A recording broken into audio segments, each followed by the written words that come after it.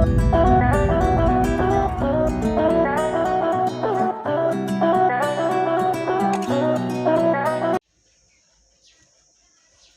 Morning students. आज हम लोग चैप्टर फर्स्ट का जो टॉपिक्स रह गए थे रिवीजन करने के लिए हम उनका रिवीजन करेंगे। ठीक है, आज हम लोग रिवीजन करेंगे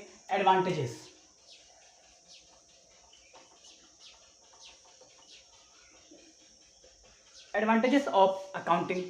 ठीक है, मतलब कि जो हमारे अकाउंटिंग है, जो हम अकाउंटिंग करते हैं उसके क्या क्या हमारे एडवांटेज होते हैं। ठीक है, हम यहाँ पे देखेंगे कि मतलब कि जो हमारी अकाउंटिंग है, जो हम लोग रिकॉर्डिंग करते हैं, क्लासीफाई करते हैं, समराइज करते हैं, बैलेंस शीट बनाते हैं, ये सब चीज़ें करते हैं, इनका क्या एडवांटेज है हमारा। ठीक है, तो ऐसे एडवांटेज को यहाँ पे हम देखते हैं। ठीक है, पहला है आपका helpful in management of business.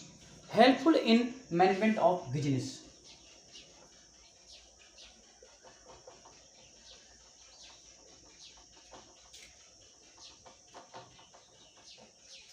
Helpful in management of business. इसका मतलब है कि जो हमारी अकाउंटिंग है वो हमारी बिजनेस के मैनेजमेंट में बहुत ही हेल्पफुल होती है। मतलब कि बिजनेस का जो मैनेजमेंट होता है बिजनेस को कैसे मैनेज किया जाएगा, उसको मैनेज करने के लिए हमें अकाउंटिंग बहुत ही हेल्पफुल होती है। मतलब अकाउंटिंग हमें वो सभी इन्फॉर्मेशन प्रोवाइड करती है जिसकी हेल्प से किसी भी बिजनेस का मैनेजमेंट अच्छे से रन किया जा सकता है। मैनेजमेंट में हमारे क्या क्या वर्क होते हैं, क्या क्या चीज़ें चाहिए होती हैं, जैसे कि एक होता है प्लानिंग,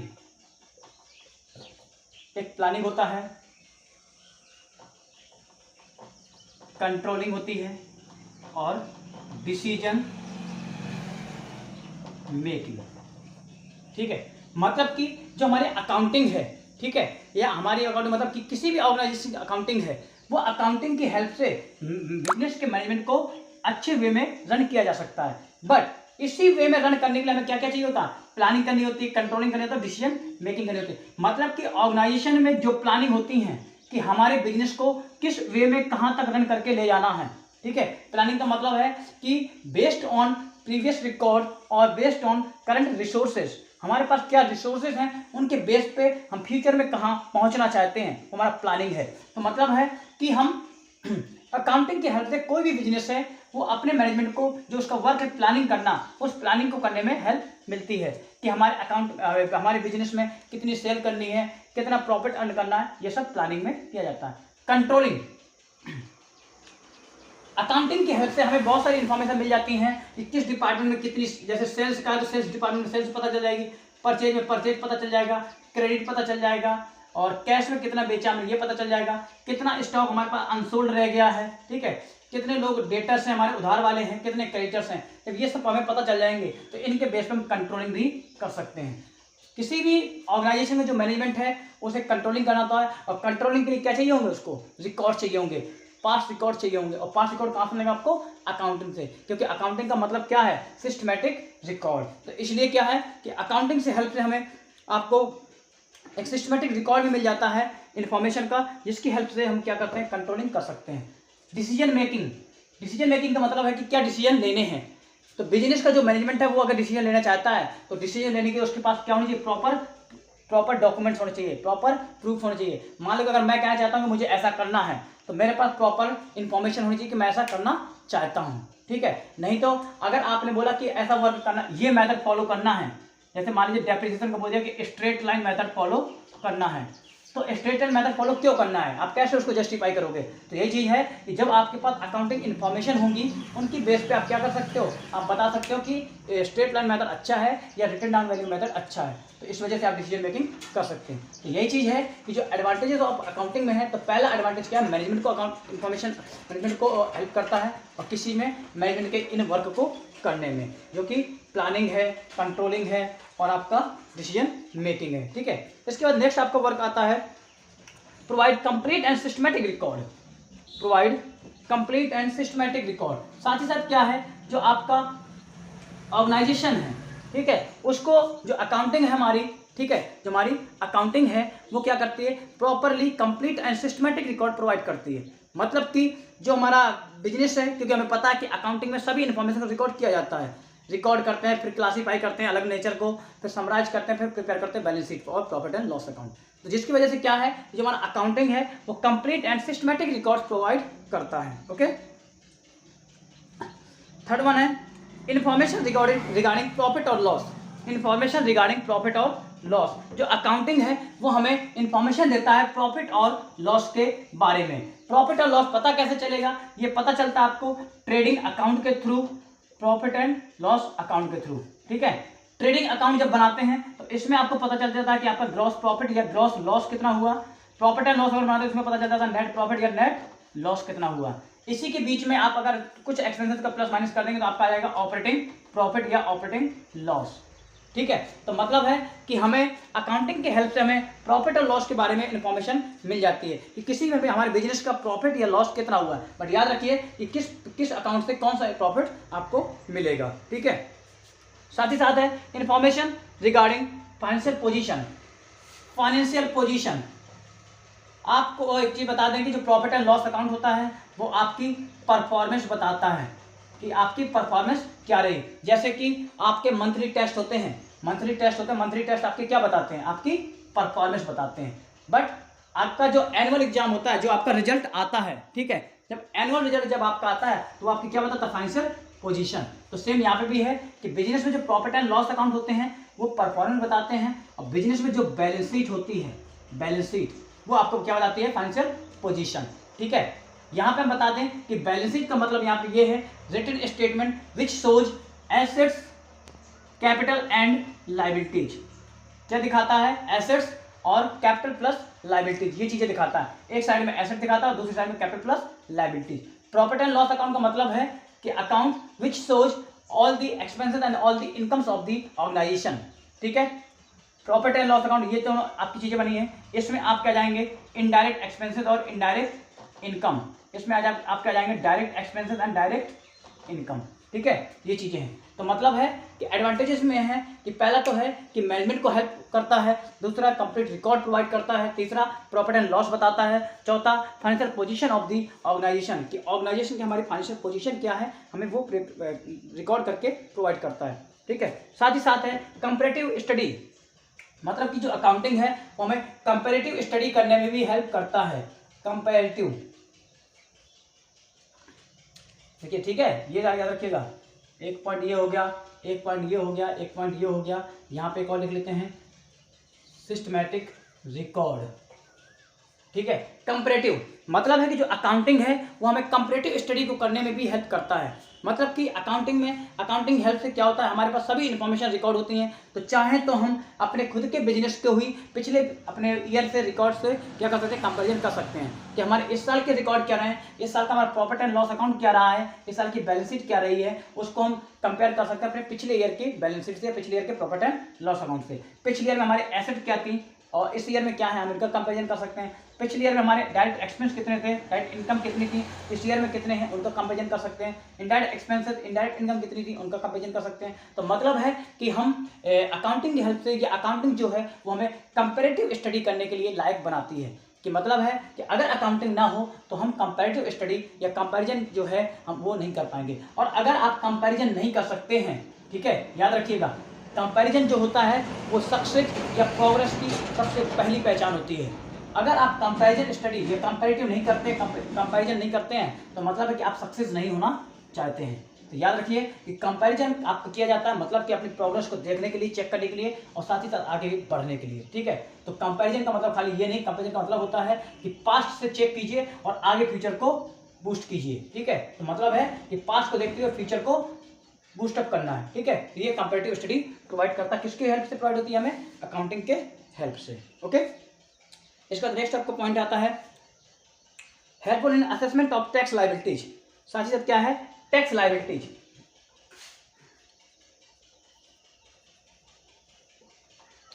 टैक्स लायबिलिटीज अकाउंटिंग की हेल्प से क्या करते हैं, प्रॉपर सभी का इन्फॉर्मेशन मेंटेन करके रखते हैं। तो जब प्रॉपर डॉक्यूमेंट्स मेंटेन करके रखेंगे तो हमें पता चल जाएगा कि प्रॉपरली हमारे बिजनेस में कितना प्रॉफिट हुआ है और कितना एक्सपेंस हुआ है, कितनी हमारे इनकम्स हैं और कितनी इनकम है, उन इनकम्स में कितना % जीएसटी चार्ज होगा। क्योंकि आपको पता है कि various types of GST charge होते हैं, टैक्सेस जो है वो वेरियस टाइप्स ऑफ लगते हैं। क्योंकि अब आपका क्या हो गया है कि जो आपके पहले टैक्स लगते थे, ठीक है, जो पहले आपको इनडायरेक्ट टैक्स लगते थे बहुत सारे, अब उनकी जगह पे एक टैक्स आ गया जीएसटी।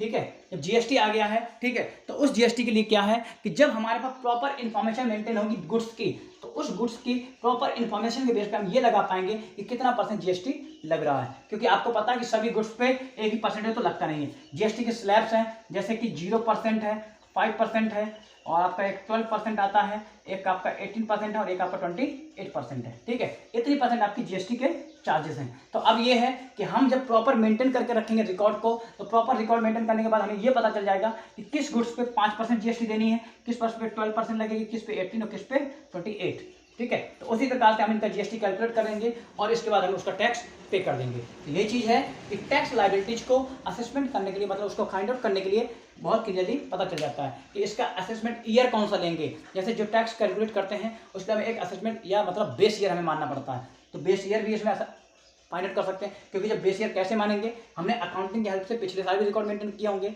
तो वही चीज़ है कि हम उनके बेस में बेस ईयर मान सकते हैं, ठीक है। तो बेस ईयर मान लेंगे, इसके बाद हम अपने गुड्स की इन्फॉर्मेशन देखेंगे कि किस गुड्स पे कितना % जीएसटी हमने चार्ज किया है, और उसके बेस पे हम जीएसटी निकाल लेंगे, ठीक है।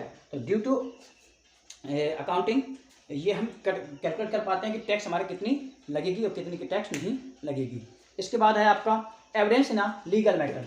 Evidence in a legal matter, यहाँ लिख देते हैं एविडेंस, ठीक है, यहाँ लिख देते हैं evidence. Evidence in a legal matter. Evidence in a legal matter का मतलब ये है कि अगर सपोज मान लीजिए कोई कोर्ट वगैरह हो गया, किसी ने हमारे ऊपर केस कर दिया, ठीक है, तो उस टाइम पे क्या है, किसी भी लीगल मैटर पे हमारा एज अ एविडेंस का वर्क भी करता है अकाउंटिंग। जैसे कि बहुत बार केस आपने सुना होगा, जैसे कि अकाउंटिंग का मतलब यहाँ पे ये भी हम बता सकते हैं कि जैसे हम लोग अटेंडेंस लेते हैं क्लास में, ठीक है, बच्चों की अटेंडेंस ली जाती है, तो अगर मान लीजिए अटेंडेंस हम फुल कर रहे हैं, ठीक है, और बच्चे के एब्सेंट चला रहे हैं, तो अगर सपोज कुछ केस हो जाता है और कोई बच्चे की तरफ से कोई पेरेंट्स का कंप्लेंट आ जाती है कि हमारा बच्चा क्लास में प्रेजेंट था और जबकि घर नहीं पहुंचा है, तो हमारे पास रिकॉर्ड मेंटेन होगा कि वो प्रेजेंट था या नहीं था। जैसे कि ये ज़्यादातर केसेस कहाँ होते हैं, हॉस्टल्स वगैरह में होते हैं। हॉस्टल्स में क्या होते हैं कि बच्चा क्या होता है कि हॉस्टल से जैसे भाग गया कहीं, ठीक है, और उसको कुछ हो गया, तो उसके पेरेंट्स केस कर देते हैं। तो हमारे पास अगर प्रॉपर मेंटेन होगा इन्फॉर्मेशन, तब तो वहाँ पे हम बच जाएंगे। अगर मान लो वहाँ के जो वार्डन होंगे उन्होंने अगर प्रॉपर इन्फॉर्मेशन मेंटेन करके रखी होगी कि बच्चा एब्सेंट है तो एब्सेंट लगाया होगा, तो क्या होगा, वो बच जाएंगे। बट अगर उन्होंने क्या है, उन्होंने प्रेजेंट लगा दिया और बच्चा वहाँ पे था नहीं, तो फिर वो फंस जाएंगे। इसलिए है कि अगर आप अकाउंटिंग करते हैं तो अकाउंटिंग में जो इन्फॉर्मेशन होती है वो इन्फॉर्मेशन आपका एज ए एविडेंस भी वर्क करती है, चाहे वो सुप्रीम कोर्ट में जाइए, चाहे वो आप हाई कोर्ट में जाइए, ठीक है, एज ए एविडेंस भी वर्क करते हैं लीगल मैटर पे। क्योंकि अगर किसी ने केस कर दिया तो आप लीगल मैटर पे आप दिखा सकते हैं अपनी अकाउंटिंग कि हाँ ये ट्रांजैक्शन हमारा हुआ था। जैसे किसी से आपको पैसे लेने हैं, वो बोला नहीं हम तो इतने पैसे नहीं देंगे, तो आप उसको दिखा सकते हैं, अपना इनवॉइसेस दिखा सकते हैं, सेल्स बिल दिखा सकते हैं, परचेज बिल दिखा सकते हैं कि देखिए इतने रुपये का हमने परचेज आपसे किया था या इतने रुपये का हमने आपको सेल्स किया था। ओके, तो इस तरीके से ये चीज़ें चेक की जा सकती हैं। एविडेंस है जैसे कि आपका कैश मेमो होता है, जैसे कि आप लोग ही मान लीजिए कि किसी ने आपको गुड्स है,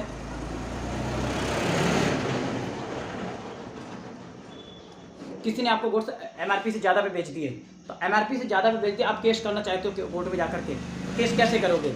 खाली अगर आप जाके बोलोगे इसने ज़्यादा बेचा तो आप वो एक्सेप्ट नहीं करेगा। बट अगर आपने उससे एक वाउचर बनवा लिया होगा, कैश मेमो बनवा लिया होगा, तो कैश मेमो आप वहाँ पे दिखा सकते हो एज अ एविडेंस। तो यही चीज़ है कि हमारा जो अकाउंटिंग है, अकाउंटिंग हमारी क्या करती है, एज अ एविडेंस भी वर्क करती है लीगल मैटर पे, ठीक है। इसके बाद आपको और भी आता है facilitate sale of business. Sale of business, facilitate sale of business का मतलब यहाँ पे ये है कि हम कभी कभी बिजनेस को भी सेल करना चाहते हैं, ठीक है। तो अगर बिजनेस को सेल करना चाहते हैं तो बिजनेस की प्राइस कितनी होगी, कितने रुपए में हम उसको सेल करते हैं। तो इसलिए क्या करते हैं, यहाँ पे आपके अकाउंटिंग की हेल्प से हमारी प्रॉपर इन्फॉर्मेशन मेंटेन रहती है, प्रॉपरली हम अकाउंटिंग मेंटेन करके रखते हैं, प्रॉपर इन्फॉर्मेशन रहती है कि हमारे पास एसेट कितनी है, हमारे पास लायबिलिटीज कितनी है, उसके बेस पे हम एसेट अपने बिजनेस को सेल कर सकते हैं। अगर हमने asset equal to capital plus liability maintain करके रखा है तो मतलब है कि हमारे बिजनेस में इतनी एसेट्स हैं और इतनी लायबिलिटीज हैं, तो लायबिलिटीज को हटा देंगे, जितनी एसेट बचेंगी उतनी एसेट को हम उतने में बेच देंगे। ये चीज़ है कि अगर हम किसी अपने ऑर्गेनाइजेशन को सोल्ड करना चाहते हैं तो सोल्ड करने के समय हमारी ऑर्गेनाइजेशन कितनी वैल्यू होगी, उस वैल्यू को पता करने के लिए हमें अकाउंटिंग को ही यूज करना पड़ेगा। अकाउंटिंग हमें इन्फॉर्मेशन देगी कि हमारे बिजनेस में एसेट कितनी है, लायबिलिटीज कितनी है, जिसकी वजह से हम इनकी वैल्यू को कैलकुलेट कर पाएंगे। एक और है helpful in raising loans. Helpful in raising loans, helpful in raising loans, इसको कहाँ लिखते हैं हम, इसको यहाँ लिख देते हैं, ठीक है। Raising loans. Help in raising loans का मतलब है कि अकाउंटिंग की हेल्प से हम प्रॉपरली सभी हेल्प अकाउंट्स मेंटेन करते हैं। जैसे कि हमने बना के रखा कि हमारी एसेट कितनी है वो मेंटेन करके रखेंगे, कैपिटल कितनी है, लायबिलिटीज कितनी है, हमारे पास प्रॉफिट कितना होता है, हमारे पास एक्सपेंस कितना है, हमारे पास इनकम कितनी है, हमारे पास कैश कितना, हमारे पास बैंक कितना है, हमारे पास क्रेडिटर कितने हैं, डेटर कितने हैं, हम सभी इन्फॉर्मेशन कंप्लीट रिकॉर्ड करके रखते हैं। तो इसकी हेल्प से क्या होता है, जो बैंक्स वगैरह हैं वो हमारे ऑर्गेनाइजेशन के देखते हैं और उन्हें जब पता चलता है कि हमारा पूरा सभी चीज़ें सिस्टमेटिक रिकॉर्ड मेंटेन किया गया है और हमारे इतनी एसेट्स हैं, इतनी लायबिलिटीज हैं, तो इसकी बेस पे क्या है वो हेल्प करता है कि हमें लोन्स और प्रोवाइड किए जा सकें। अगर मान लो कि कोई पर्सन है वो अकाउंटिंग मेंटेन नहीं करता है, वो इन चीज़ों को लिखता नहीं है और बैंक के पास चला गया लोन लेने, बैंक क्या कहेगी तुम्हारे पास क्या है, आप कहोगे नहीं हमने तो लिखा नहीं है और हम मुंह से बता दे रहे हैं, तो वो कभी भी मानेगा नहीं। इसलिए क्या है, अगर आपने प्रॉपर रिकॉर्ड मेंटेन करके रखा है तो आप उसको दिखा सकते हैं कि हमारी ये बैलेंस शीट है, ये हमारा प्रॉफिट एंड लॉस अकाउंट है, ये हमारे पिछले ईयर्स का है। हम 2-3 ईयर्स का उसको 2 से 3 ईयर का उसको हम बैलेंस शीट दिखा देंगे और 2 से 3 ईयर का उसको प्रॉफिट एंड लॉस अकाउंट दिखा देंगे। जब वो देखेगा कि हमारी बैलेंस शीट रेगुलरली इंक्रीज कर रही है तो क्या करेगा, तुरंत के तुरंत हमें लोन प्रोवाइड कर देगा। तो इसलिए लोन्स को रेज करने में या लोन्स को मतलब कि प्रिक्योर करने में, लेने में ये हेल्प करती है अकाउंटिंग। ठीक है, helpful in prevention and detection of the error and fraud. Error and fraud, ठीक है, एरर एंड फ्रॉड मतलब है कि जो हमारी अकाउंटिंग है उसको हेल्प से हम क्या करते हैं, जो हमारी एरर्स हैं, जो हम गलतियां करते हैं या जो हम फ्रॉड करते हैं, 420 ही लोग करते हैं, ठीक है, उनको इजीली आइडेंटिफाई किया सकता है, प्रिवेंट किया जा सकता है और उनको डिटेक्ट किया जा सकता है। मतलब हम पता चल जाएगा कि क्या फ्रॉड हुई है, क्या एरर हुई है और कैसे उनको हमें फाइंड आउट करके कैसे उनको हमें सॉर्ट आउट करना है। जैसे एरर का जो होता है, एरर आपकी बहुत तरीके की होती है यहाँ पे, ठीक है, 2 एरर होती हैं, एक 1 साइडेड और एक 2 साइडेड। ठीक है, 1 साइडेड ऐसी होती है जिनका इम्पैक्ट आपकी बैलेंस शीट आपके अकाउंट्स में पड़ता है और 2 साइडेड का मतलब होता है जिनका इम्पैक्ट नहीं पड़ता है। ठीक है, ये आप लोग चैप्टर में पढ़ेंगे, आप लोग जब आपका आएगा ट्रायल बैलेंस एंड एरर्स। ठीक है, जैसे कंपनसेटिंग एरर होती है, प्रिंसिपल एरर होती है, ठीक है, कमीशन ऑफ एरर होती है, बहुत सारी एरर होती है। ठीक है, फ्रॉड होती हैं कि बहुत सारे फ्रॉड कर देते हैं लोग कि आया कुछ भी गुड्स, जैसे आप लोगों ने देखा होगा कि जैसे कि 4 टन आपके 4 ट्रक आपके यहाँ बालू आई, हो सकता है आपने उसमें से कुछ निकाल करके और बेच लो, कहते हैं नहीं 4 टन ही आपकी 4 ट्रक ही पड़ी है। तो इसको आपको बचाने के लिए कि आपके यहाँ पे एरर्स क्या हो रही है, फ्रॉड क्या हो रही हैं, इनको आप तभी पकड़ पाएंगे जब आपने प्रॉपर अकाउंटिंग मेंटेन करके रखी होगी। अगर आपने अकाउंटिंग मेंटेन करके रखी होगी तो आपके पास टोटली आपके पास इन्फॉर्मेशन होगी जिसकी हेल्प से आप तुरंत उनको आइडेंटिफाई कर लोगे और तुरंत उससे आप बचा सकते हो। ठीक है, साथ ही साथ है हेल्पफुल इन पार्टनरशिप अकाउंट, साथ ही साथ ये हेल्प करता है आपका पार्टनरशिप अकाउंट में भी, क्योंकि पार्टनरशिप अकाउंट में क्या होता है, पार्टनरशिप। ठीक है,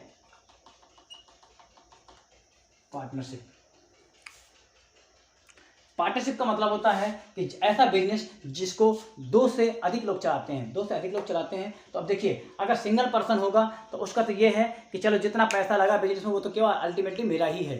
ठीक है, पर जब 2 लोग हो जाएंगे तो 2 लोगों में क्या हो जाएगा, 2 लोगों में बंटना पड़ेगा। तो इसलिए अकाउंटिंग हेल्प करती है कि वो जो 2 लोग हैं उनमें से एक का कितना और एक का कितना है। जैसे पार्टनरशिप बिजनेस 2 लोग कर रहे हैं, ए और बी, तो अकाउंटिंग की हेल्प से हमें यह पता चल जाएगा कि ए का कितना रुपए है और बी का कितना रुपए है। अगर मान लो अकाउंटिंग इन्फॉर्मेशन मेंटेन नहीं करते हैं, अकाउंटिंग हम बनाते नहीं है, हम लेजर नहीं बनाते हैं, कैश फ्लो कुछ भी नहीं बनाते हैं, तो हमें क्या पता, ये नहीं पता चल पाएगा कि ए का पैसा कितना और बी का पैसा कितना है, जिसके बीच क्या होगा, इन दोनों के बीच में लड़ाइयाँ हो जाएंगी। तो इसलिए अकाउंटिंग की हेल्प से क्या करते हैं, प्रॉपर सभी के अकाउंट्स बनाते हैं, इनका भी अकाउंट बनता है, ए का अलग बनेगा, बी का अलग बनेगा और पूरी की पूरी इन्फॉर्मेशन इनके में रिकॉर्ड रहती है कि ए का पैसा कितना पैसा और बी के पास कितना पैसा है। तो ये चीज़ है कि हमारा जो अकाउंटिंग है वो हमें पार्टनरशिप अकाउंट में भी हेल्प करती है। ठीक है, तो इस तरीके से ये उसके एडवांटेज थे अकाउंटिंग के, ये सभी एडवांटेज आपके लिखे हुए हैं। एक बार फिर से बता देते हैं कि मैनेजमेंट में हेल्प करता है, प्लानिंग कंट्रोलिंग डिसीजन मेकिंग लेने में, साथ ही साथ है आपका सिस्टमेटिक रिकॉर्ड मेंटेन करके रखता है। ठीक है, सिस्टमेटिक और कंप्लीट रिकॉर्ड देता है, प्रॉफिट एंड लॉस पता करता है, फाइनेंशियल पोजीशन बताता है। ठीक है, इसके बाद है आपका टैक्स वगैरह बताता है कि टैक्स कितनी है, परफॉर्मेंस कितनी है। ठीक है, इसके बाद आपका है पार्टनरशिप अकाउंट में हेल्प करता है, टैक्स लायबिलिटीज बता देता है कितनी टैक्स लायबिलिटीज है, कंपैरिजन करने में हेल्प करता है, एरर एंड फ्रॉड को डिटेक्ट करने में हेल्प करता है, जब बिजनेस को सेल करते हैं उसको पता करने में हेल्प करता है कि कितनी वैल्यू है उसकी, एज ए एविडेंस भी वर्क करता है। ठीक है, लोन को रेज करने में भी हेल्प करता है। ठीक है, तो इतने सारे आपके एडवांटेज हैं जिनके बेस पे हम अकाउंटिंग को अपने यूटिलाइजेशन में लाते हैं।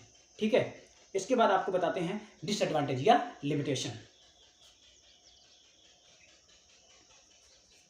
चलिए अब आपके आते हैं लिमिटेशन। लिमिटेशन में पहले लिमिटेशन क्या होती है कि जो हमारी अकाउंटिंग है वो हमारे पर्सनल जजमेंट के द्वारा इन्फ्लुएंस की जाती है। कैसा? Influence by personal judgement. Influence by personal judgement मतलब है कि जो हमारी अकाउंटिंग है उसे लोगों के पर्सनल ओपिनियन भी उसको अफेक्ट कर सकते हैं, उसको इन्फ्लुएंस कर सकते हैं। जैसे कि डिफरेंट टाइप्स के पर्सन होते हैं, उनके डिफरेंट टाइप की मेंटालिटी होती है, डिफरेंट टाइप की उनकी थिंकिंग होती है, डिफरेंट टाइप की उनकी परसेप्शन होती है। जैसे कि कोई पर्सन है, अकाउंटेंट है मान लीजिए, ठीक है, 4 बिजनेस से 4 अकाउंटेंट होंगे, चारों की थिंकिंग अलग होगी। एक कहेगा कि डेप्रिसिएशन जो एसेट पे लगाया जाता है, ठीक है, एक है वो कहेगा डेप्रिसिएशन जो है वो स्ट्रेट लाइन मेथड पे लगना चाहिए। एक हो सकता है वो कहेगा कि नहीं रिटन डाउन वैल्यू मेथड अच्छा होता है, एक कहेगा नहीं एन्युटी मेथड अच्छा होता है। यही चीज़ है कि डिफरेंट टाइप्स के पर्सन होते हैं तो उनका डिफरेंट टाइप का परसेप्शन होता है। डिफरेंट टाइप के परसेप्शन की वजह से क्या होता है, डिफरेंट टाइप की थिंकिंग्स यूज करते हैं, जिसकी वजह से क्या होता है कि जो हमारी अकाउंटिंग है उसको पर्सनल अपने जजमेंट के द्वारा उनको इन्फ्लुएंस कर देते हैं कि हमारी जो अकाउंटिंग है वो पर्सनल जजमेंट के द्वारा इन्फ्लुएंस की जा सकती है। कि एक ने पर्सनल अपना ओपिनियन लगाया तो उसने ये लगा दिया, इसकी वजह से कुछ आंसर और आएगा, ये लगा दिया तो इसकी वजह से कुछ आंसर और आएगा, ये लगा दिया तो इसकी वजह से कुछ आंसर और आएगा। सेम यही चीज़ उसमें भी होता है स्टॉक के वैल्यूएशन में। स्टॉक के वैल्यूएशन के बहुत सारे मेथड होते हैं, जैसे कि लीफो है, फीफो है और हीफो है, ठीक है, ये चीज़ें हैं। या फिर स्टॉक की जो वैल्यू है किस वैल्यू को रिकॉर्ड करें, जैसे बोला जाता है कि मार्केट वैल्यू या बुक वैल्यू में जो कम है उसको रिकॉर्ड करते हैं। पर हो सकता है कोई दूसरा परसेप्शन वाला पर्सन है, वो कहेगा नहीं हम तो बुक वैल्यू को ही रिकॉर्ड करके लेके चलेंगे क्योंकि हिस्टोरिकल कॉन्सेप्ट कहता है कि हमें बुक वैल्यू रिकॉर्ड करके चलनी चाहिए एसेट की, ठीक है, वो ये कह सकता है। या फिर कोई कह सकता है कि हम तो मार्केट वैल्यू रिकॉर्ड कर चलेंगे, हमें ज़्यादा से ज़्यादा अपनी अच्छी बैलेंस शीट दिखानी है। तो यही चीज़ है कि जो डिफरेंट टाइप के पर्सन होते हैं उनके डिफरेंट टाइप के ओपिनियंस होते हैं। ओपिनियंस की हेल्प से, ओपिनियंस की बेस पे हमारा ये होता है कि जो हमारी अकाउंटिंग है वो हमारी इन्फ्लुएंस की जा सकती है, ठीक है, हर तरीके पे। जैसे कि कोई ये मान सकता है कि जो हमारा फ्यूचर में बैड डेप्स होगा, कोई मानेगा कि 10,000 का बैड डेप्स हो सकता है, कोई मानेगा 20,000 का बैड डेप्स हो सकता है। बिजनेस सेम वैसा ही है, जैसे कि बहुत सारे कोचिंग सेंटर हैं, किसी का 5,000 रुपये का बैड डेप्स होता है, किसी का 10,000 का बैड डेप्स होता है, कोई कहेगा नहीं हमारा 20,000 का बैड डेप्स होता है। ये चीज़ है कि मतलब कि डिफरेंट टाइप्स के पर्सन होते हैं। कोई पर्सन ऐसा तो नहीं कि सभी पर्सन सेम हो, सभी पर्सन डिफरेंट टाइप्स के होते हैं, जिसकी वजह से क्या होता है कि जब डिफरेंट टाइप्स के पर्सन हैं तो उनके डिफरेंट टाइप के ओपिनियंस होंगे, और डिफरेंट टाइप के ओपिनियंस की वजह से क्या होता है कि डिफरेंट टाइप्स के रिजल्ट्स आते हैं। जब डिफरेंट टाइप के रिजल्ट आते हैं तो डिफरेंट टाइप की अकाउंटिंग भी की जाती है। ये चीज़ है कि यहाँ पे हम प्रॉपरली हम ये नहीं बता सकते हैं कि प्रॉपरली प्रॉफिट कितना हुआ और प्रॉपरली लॉस कितना हुआ, क्योंकि एक पर्सन ने इस मेथड से निकाला था प्रॉफिट तो उसका एक्सपेंसेस कुछ आए होंगे और प्रॉफिट कुछ आया होगा, इसकी वजह से प्रॉफिट कुछ आया होगा। तो इसलिए हम बताते हैं कि अकाउंटिंग में जो आपका प्रॉफिट आता है वो आप इतना नहीं कह सकते कि ये एग्जैक्ट है कि आपका ये प्रॉफिट एग्जैक्ट है और इतना ही सेम उसका होगा। हम नॉर्मली बता सकते हैं कि इतना % हो सकता है, बट एग्जैक्ट ये कह दें कि 100% करेक्ट है, जैसे एज अ साइंस कि 100% करेक्ट है, तो ऐसा करेक्ट नहीं कर सकते, ठीक है, क्योंकि हमें पता है कि कोई डेप्रिसिएशन इस मेथड से लगाएगा, कोई इस मेथड से लगाएगा। इस मेथड से लगाएगा तो हर बार बराबर लगेगा, जैसे हर बार 1,000 लगना तो हर बार 1,000 लगेगा। इसमें क्या होता है कम होता जाता है, एक बार 1,000 लगेगा, एक बार 900 लगेगा, एक बार 810 लगेगा, एक बार 790 लगेगा, ऐसे लगता जाएगा, ठीक है। तो यही प्रॉब्लम है कि आप अगर किसी दूसरे मेथड से लगाते तो उससे प्रॉफिट कुछ आएगा, दूसरे मेथड लगाते तो उससे प्रॉफिट कुछ अलग आएगा। तो यही चीज़ है कि आपकी अकाउंटिंग है उसको पर्सनल जजमेंट के थ्रू इन्फ्लुएंस किया जाता है और करते हैं लोग, ठीक है, क्योंकि डिफरेंट टाइप के पर्सन है, डिफरेंट टाइप की उनकी थिंकिंग हुई, डिफरेंट टाइप की उनकी मेंटलिटी भी होती है, जिसकी वजह से उसको इन्फ्लुएंस कर सकते हैं आपके अकाउंटिंग को, ठीक है। इसके बाद दूसरा पॉइंट आपका आता है based on accounting concept and convention. Concept and convention, based on accounting concept and, ठीक है, based on concept and convention मतलब है कि जो हमारी अकाउंटिंग है वो कॉन्सेप्ट और कन्वेंशन के बेस पे चलती है। जैसे कि एक कॉन्सेप्ट होता है कि आपको एसेट को क्या करना है, हिस्टोरिकल कॉस्ट पे रिकॉर्ड करना है, फिर चाहे वो उसकी सेल वैल्यू मार्केट में वैल्यू कितनी ही ज़्यादा क्यों ना हो, या फालतू में मान लो कि आपकी एसेट की वैल्यू हिस्टोरिकल वैल्यू जो है वो आपकी 1 लाख है, भले ही इसको बेचने पे आपको 1,20,000 क्यों ना मिल जाए, आप इसको रिकॉर्ड नहीं करेंगे। आप रिकॉर्ड किसको करेंगे, 1 लाख को। तो ये भी क्या ड्रॉबैक है, क्योंकि जब आपको पता है कि इसकी वैल्यू 1,20,000 रुपये है तो आपको 1,20,000 मान के चलना चाहिए, बट आप क्या मान के चलते हैं, हिस्टोरिकल कॉस्ट है, कि जो आपकी रियल में वैल्यू है आपको खाली वही लिख के चलना है। तो ये आपका क्या ड्रॉबैक है कि आप क्या करते हैं, आप अपनी ओरिजिनल वैल्यू को रिकॉर्ड करके रखते हैं, मार्केट में चाहे उसको जितने भी सेल करिए आप उसको रिकॉर्ड नहीं करते हैं। कन्वेंशन जैसे ये आपकी आ जाती है कंजर्वेटिव प्रिंसिपल में क्या आता है कि कन्वेंशन में क्या आता है कि आप फ्यूचर के लॉसेस को रिकॉर्ड करते हैं बट इनकम को रिकॉर्ड नहीं करते हैं, जिसकी हेल्प से ये ड्रॉबैक ये आ जाती है कि आप एग्जैक्ट या ट्रू प्रॉफिट कैलकुलेट नहीं कर पाते हैं, ठीक है, क्योंकि आपने प्रॉपर सभी इनकम और सभी एक्सपेंसेस को नहीं लिखा है, क्योंकि आपने केवल एक एक्सपेंस को लिखा और इनकम को नहीं लिखा है। तो इस वजह से क्या है, आपका जो प्रॉफिट है वो कभी भी ट्रू नहीं हो सकता है, ठीक है। और इसका मतलब यही चीज़ है कि आपका जो अकाउंटिंग है वो कॉन्सेप्ट और कन्वेंशन के बेस पे चलती है, जिसकी वजह से क्या है कि आपकी जो रियल जो अमाउंट्स हैं या जो रियल जो आपकी वैल्यूज़ हैं वो कभी भी आपके सामने नहीं आ पाती हैं, क्योंकि आपकी एसेट है, आप उसको कॉस्ट कॉन्सेप्ट पर लिख रहे हैं, रिकॉर्ड कर रहे हैं, हो सकता है उसको सेल करने में ज़्यादा पैसा मिल जाए और आप उसको रिकॉर्ड नहीं कर रहे हैं, ठीक है, ये चीज़ है, तो आप इनको भी करेंगे। इसके बाद आपका तीसरा है आपका इनकम्प्लीट इन्फॉर्मेशन। जो हमारे अकाउंटिंग स्टेटमेंट होते हैं वो हमें इनकम्प्लीट इन्फॉर्मेशन प्रोवाइड करते हैं, क्योंकि आपको पता है कि ट्रू प्रॉफिट या ट्रू लॉस आपको तब पता चल पाएगा जब आपका बिजनेस बंद होगा। जब बिजनेस बंद होगा तभी आपको पता चल पाएगा कि आपके पास कितने एसेट्स हैं, कितनी लायबिलिटीज हैं। मान लो कि आपने बिजनेस स्टार्ट किया था, जितने रुपए से आपने स्टार्ट किया था 1 लाख रुपए से, ठीक है, तो ये आपके ईयर के बीच में आपको ट्रू प्रॉफिट या एग्जैक्ट प्रॉफिट कभी भी पता नहीं चल पाएगा। जब बिजनेस बंद करेंगे, जब बंद करने के बाद आपकी जो वैल्यू होगी उसको आप कंपैरिजन कर लेंगे ओपनिंग और क्लोजिंग से कि आपका प्रॉफिट हुआ या लॉस हुआ। जैसे कि आपके क्लोजिंग में आपके पास 1,20,000 रुपए, तो मतलब क्लियर पता चल गया कि 20,000 रुपए का आपको बिजनेस में प्रॉफिट मिला है। तो यही चीज़ है इनकम्प्लीट इन्फॉर्मेशन का मतलब है क्या है कि अकाउंटिंग जो है वो हमारे इनकम्प्लीट इन्फॉर्मेशन प्रोवाइड करती है, क्योंकि हमें ट्रू प्रॉफिट या ट्रू लॉस जो है वो हमें पता तब चल सकता है जब हमारा बिजनेस क्लोज हुआ होगा, ठीक है। इसके बाद आपका नेक्स्ट है omission of qualitative information. Qualitative information, जो हमारी क्वालिटेटिव इन्फॉर्मेशन होती हैं उनको हम ओमिटेड कर देते हैं, भले ही वो कितनी अच्छी ना हो या कितनी ही इंपॉर्टेंट क्यों ना हो बिजनेस के लिए। हमारे ऑर्गेनाइजेशन में जितनी भी इंफॉर्मेशन होती हैं, अगर उनको हम फाइनेंशियल नेचर का है या फिर मनी की टर्म में रिप्रेजेंट कर रहे हैं तब तो उसको रिकॉर्ड करते हैं, इसके अलावा हम उसको रिकॉर्ड नहीं करते हैं। जैसे झगड़ा हो गया मैनेजर और एम्प्लॉयज़ के बीच में, स्ट्राइक हो गई, तो देखिए बहुत क्वालिटेटिव इन्फॉर्मेशन है, इसका बहुत इंपैक्ट पड़ेगा बिजनेस पे, बट फिर भी हम इसको रिकॉर्ड नहीं करते हैं। तो इसलिए क्या बोला जाता है कि क्वालिटेटिव इन्फॉर्मेशन को आप यहाँ पे इग्नोर करते हैं, जिसकी वजह से आपका जो बिजनेस है वो एक्चुअल आपकी चीज़ें नहीं बता पाएगा कि आपको प्रॉफिट हो रहा है या लॉस हो रहा है या एक्चुअली आपके बिजनेस में क्या हैपन हो रहा है, ठीक है।